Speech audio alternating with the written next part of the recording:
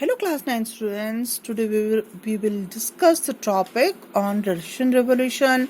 और Russian Revolution में जब हम पढ़ रहे हैं तो making a socialist society during the civil war, the Bolsheviks kept industries and banks nationalized.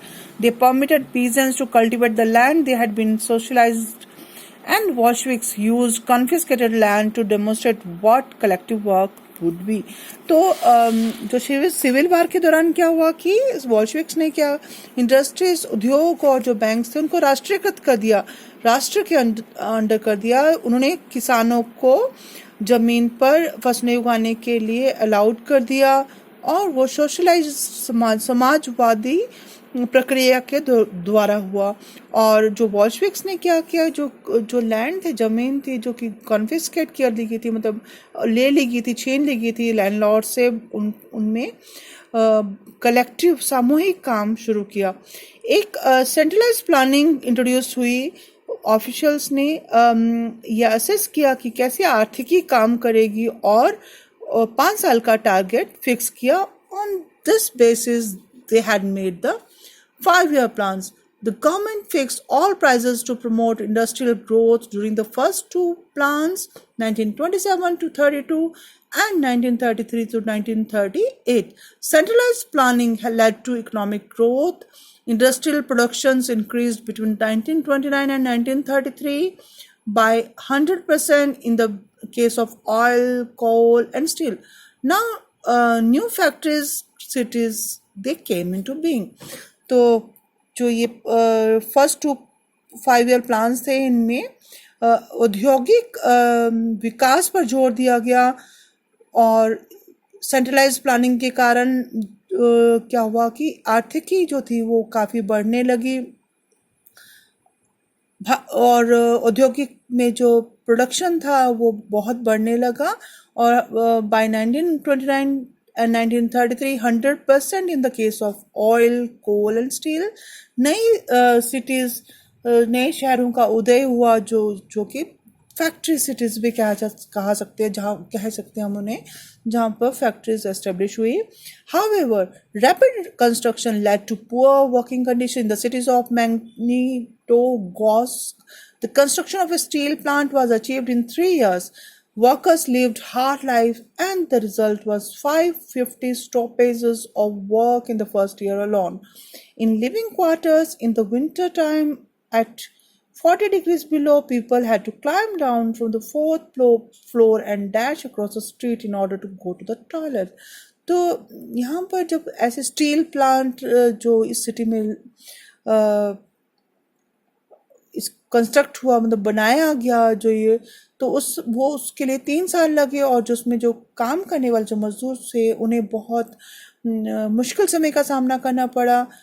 550 stoppages of work, मतलब कि जो काम करने के लिए जो उन्होंने छोटे से शेल्टर्स रहने के लिए शेल्टर्स बनाए थे काम के दौरान, तो उनमें हार्श जो विंटर्स थी रशिया की, वहाँ पर -40 डिग्री में भी लोगों को 4th फ्लोर से नीचे आना पड़ता था और स्ट्रीट पर in order to go to the toilet. An extended schooling system developed and arrangements were made for factory workers, peasants to enter university.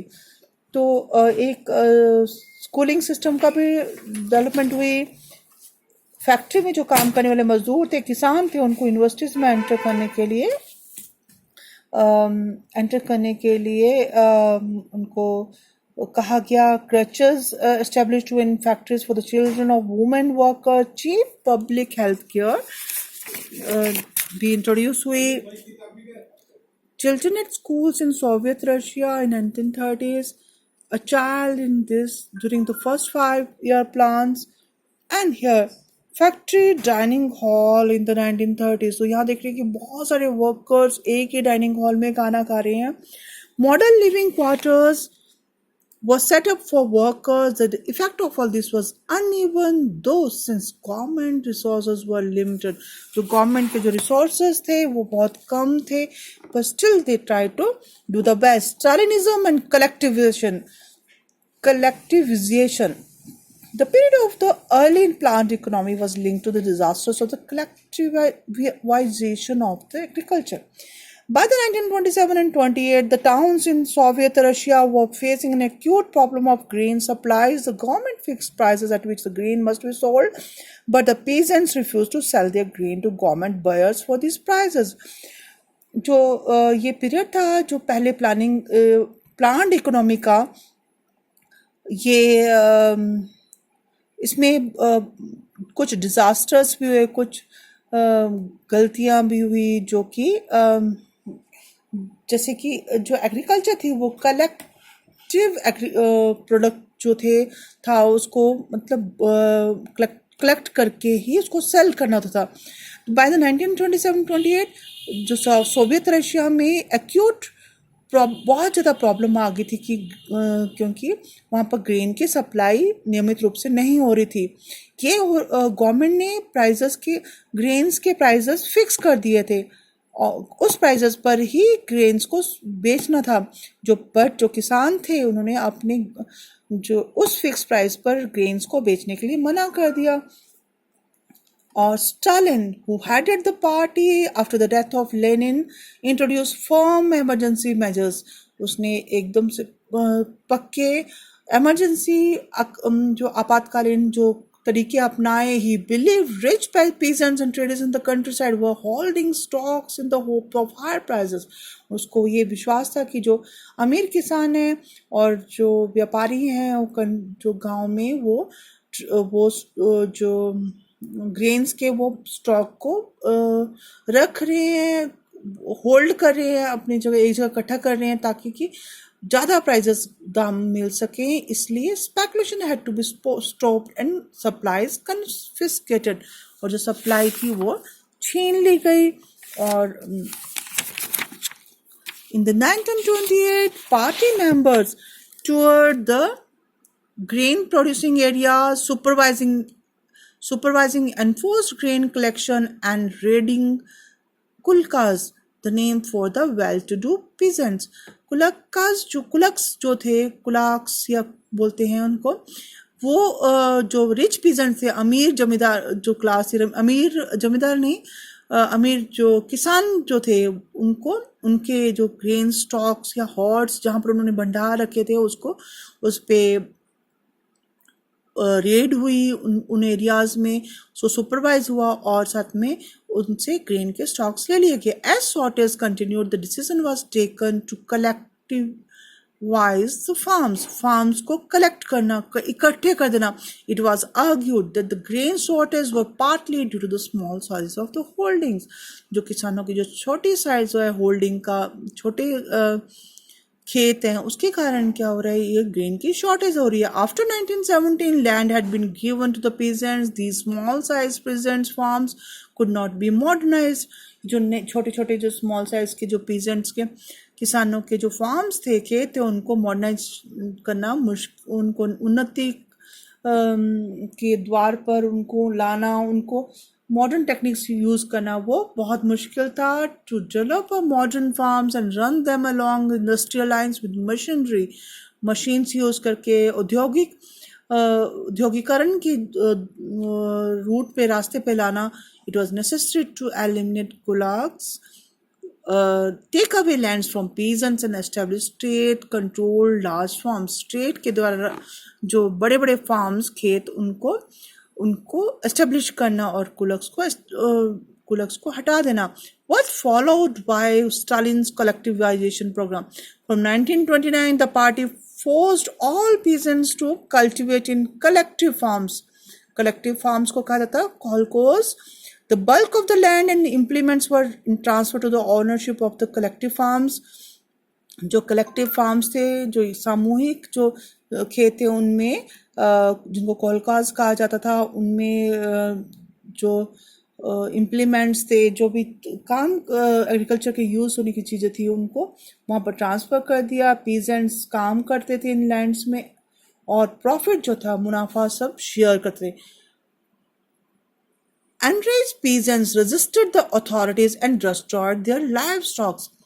और जो गुस्से में आकर के जो पीजेंट्स थे, एंग्री पीजेंट्स थे, नाराज थे, जो गुस्से में उन्होंने विरोध किया अथॉरिटीज़ का, प्रशासन का, और उन्होंने अपने जो लाइफ स्टॉक, मतलब जो कैटल्स वगैरह जो वो रखते थे उसको उन्होंने डिस्ट्रॉय कर दिया, मारना शुरू कर दिया। बिटवीन 1929 एंड 1931 2 years में number of cattle fell to 1/3।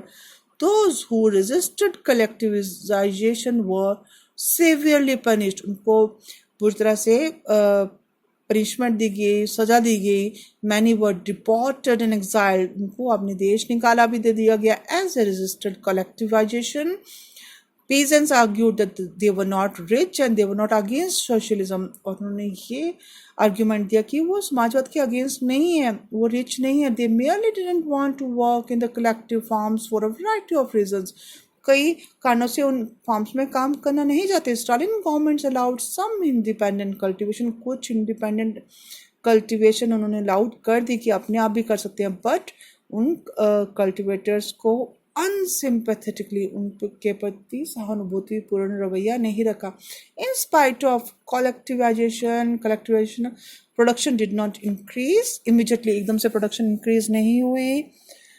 और 1930 to 1933 में led to one of the most devastating famines in the Soviet history। बहुत ज़्यादा एक अकाल पड़ा सोवियत के समाज के हिस्ट्री में, इतिहास में, जबकि 4 मिलियन लोग मर गए।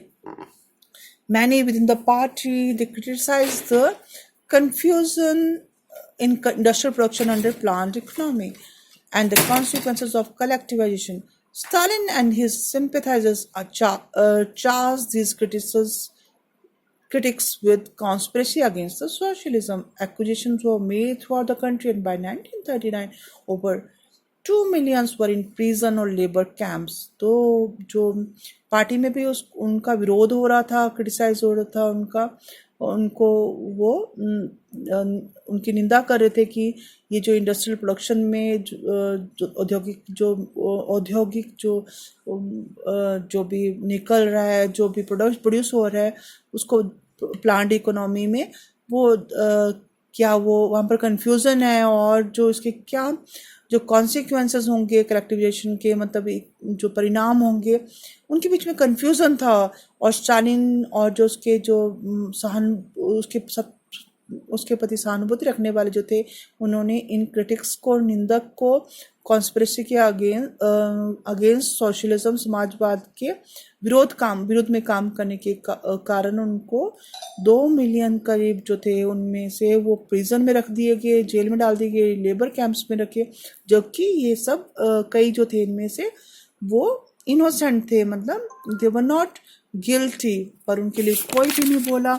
Large number were forced to make false और जो उनमें से कई लोगों को कन्फेस करना पड़ा कि हमने ये गलत किया है, टॉर्चर करके, और उनको एग्जीक्यूट कर दिया गया, फांसी दे दी गई। Several among them were talented professionals. उनमें से कई जो थे वो बहुत ज़्यादा टैलेंटेड थे, प्रोफेशनल थे। तो this was not good for the society. तो the global influence of the Russian revolution and the USSR। तो जो एग्जिस्टिंग सोशलिस्ट पार्टी जो थी यूरोप में, इन्होंने अप्रूव नहीं किया कि जो ये वे था, वॉल्शविक ने पावर ले ली थी, बट जो पॉसिबिलिटी थी कि workers state fired people's imagination across the world. In many countries, the communist parties were formed. Communist Party of Great Britain, the Bolshevik encouraged colonial people to follow their experiment। Bolshevik ने कहा कि जो colonial people हैं, जो British colonies हैं, वो लोग भी वो समाजवाद को अपनाएं। Many non-Russians from outside the USSR participated in the Conference of the People of the East। उसमें कॉन्फ्रेंस में भाग लिया, और बोल्शेविक्स ने कॉमिंट्रन की स्थापना की, an international union of pro Bolshevik socialist parties. Some received education in the USSR communist university at the workers of the east. और जब सेकेंड वर्ल्ड वार हुआ तब USSR ने सोशलिज्म को एक ग्लोबल फेस दे दिया, मतलब पूरे वर्ल्ड में सोशलिज्म को अग्रसर करने के लिए कोशिश की। 1950s तक क्या हुआ कि सारे जगह ये एक्नॉलेज हो गया, ये मान लिया कि style of government in the USSR was not keeping with the ideals of the Russian revolution. World जो था, वर्ल्ड में socialist movement Two, it was recognized that all was not well in the Soviet Union, a backward country, had become a great power. Its industries and agriculture had developed, but the poor were being fed. But it had denied the essential freedoms to all the citizens and carried out the development project. तो तो Russian revolution का क्या influence हुआ कि international reputation जो तो थी उसकी यूएसएसआर की, और वो डिक्लाइन होगी, और socialist ideals still enjoyed respect among the people. Socialism was rethought in a variety of different ways. So this concludes your chapter.